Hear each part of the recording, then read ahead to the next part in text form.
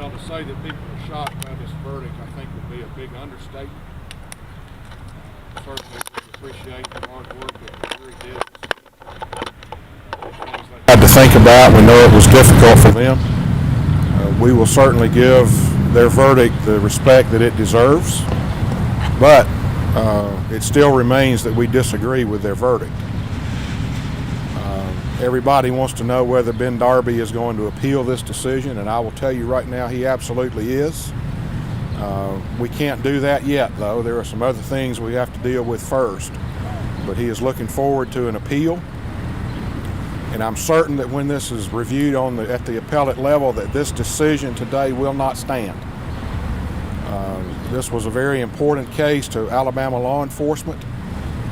It will affect every law enforcement agency in the state and how they protect the citizens and how they respond to calls with people with a gun, how they respond to suicide threats.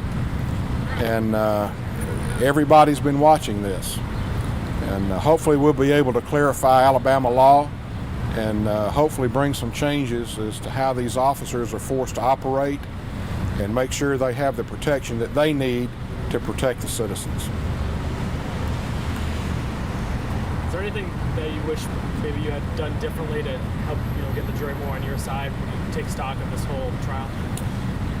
Well, this was a very rare situation that we had almost a year to sit in our office and prepare for this case. Because if you remember, this was scheduled right about the time the COVID outbreak started and everything shut down. So we've been eager to go for over a year. And to be real honest with you, I don't think there was anything else we could possibly have done. How confident are you knowing that this may or may not get appealed? I mean, you say that you guys want to, but how confident are you? It will be appealed. It will be appealed. And do you mind just explaining a little bit more on why you think that is?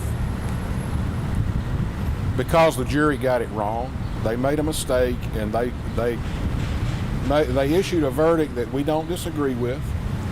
And Ben Darby has constitutional rights to take it to a higher court and have it reviewed. And that's what he will do. I have sort of a two-part question on that, I guess. Is there any specific issue or any specific area of law where you think the verdict was like contradictory to that? Can you speak a little bit on the specifics of what you think the issue was? There are lots of possible issues, and we will clarify and identify those more and speak to those at a later time. And do you know, like, at this point, I know there are things that have to happen, as you mentioned, but, like, at what point would you pursue that? Would you, like, ask for a new trial now? Will that be after sentencing? Can you give us an idea on that? We're working on that now, and we will do that at the appropriate time. And one other question, sorry, and then I'll pass to somebody else. Can you tell us, like, did Officer Darby, like, say something to you after the verdict? Can you give us an idea of, like, what he was feeling, what he said to you, that sort of thing? Well, I will not discuss what I talked to my client about or what he said to me, but I will tell you he is in a very dark place right now.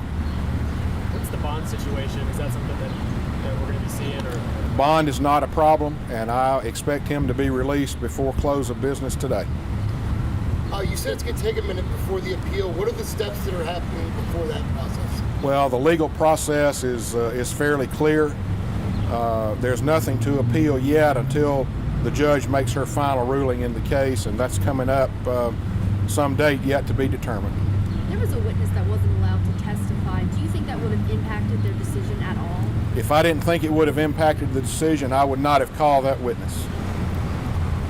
Thank you very much, ladies and gentlemen.